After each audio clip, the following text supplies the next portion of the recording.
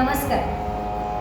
Music therapy अर्थात संगीतोपचार यामध्ये आज तुम्हाला एक वेगळी रेमेडी मी सांगणार आहे. यामध्ये आपण 7 चक्रांचा विचार करूया. या 7 चक्रांमध्ये सगळ्यात महत्त्वाचं चक्र म्हणजे मूलाधार चक्र.